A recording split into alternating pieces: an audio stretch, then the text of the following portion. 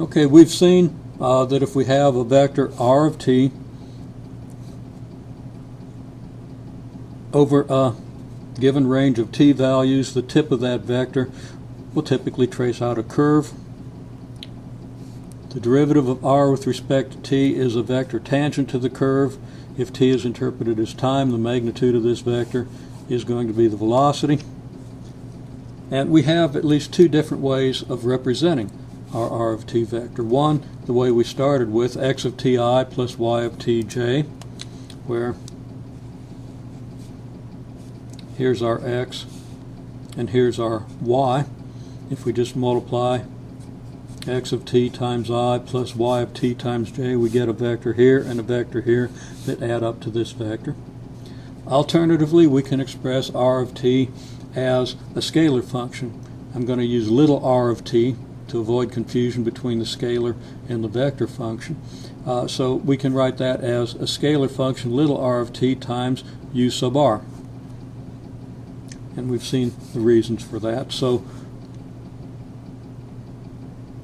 our r of t function, whatever that function is, that traces out this curve as a function of the parameter t, can be expressed in either of two ways. And which way we use is usually determined by convenience of the situation. Now you might think that the xi plus yj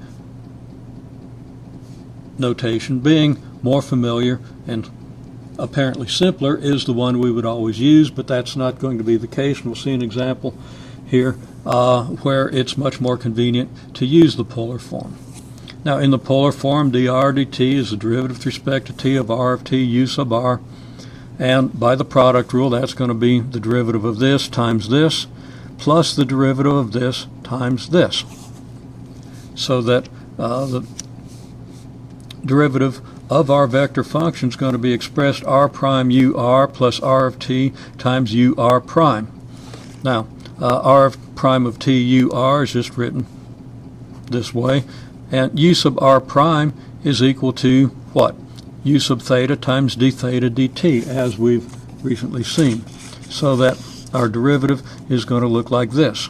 Now in a minute we're going to want to worry about what the second derivative looks like, but right now here's our derivative. And this is a theta here. It's kind of maybe doesn't look much like a theta. Okay, so again, our choice is a choice of convenience. Now we're going to illustrate a case where the convenient choice is going to be the polar representation, the representation in terms of u sub r and u sub theta. Here's the situation. We're going to say we have the sun and a planet. The planet is moving with some velocity v in some direction.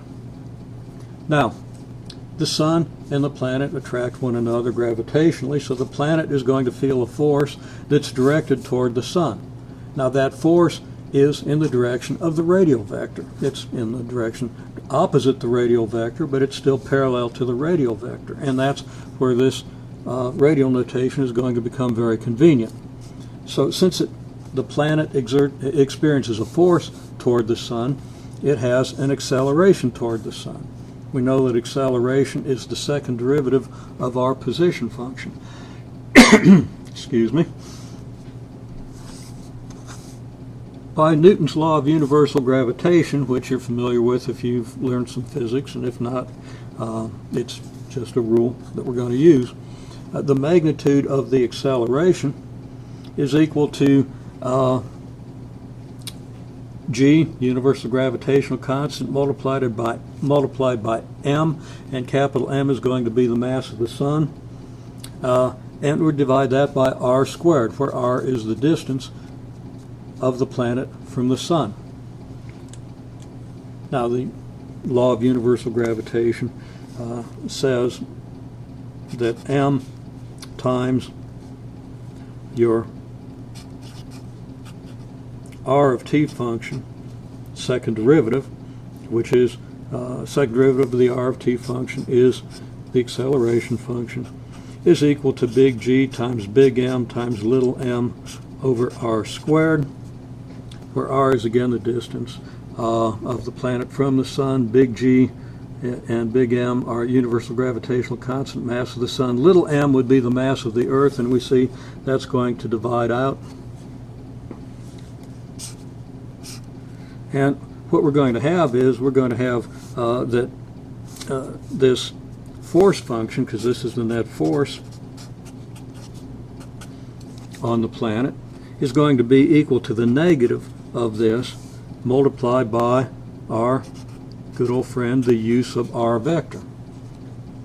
So magnitude of, well, the net force is mass times the second derivative of the position function, and that's going to be negative of this expression, which does involve R, multiplied by the use of R vector. Now, the magnitude of A is gm over R squared. The direction of A is toward the sun. So we're going to say that A, which is our R double prime, is then equal to negative gm over R squared times our use of R vector. And this allows us a particularly simple way to analyze the motion of a planet, given its distance from the sun and its velocity and its mass and the mass of the sun. We can solve this equation and get the equation of motion for the planet about the sun.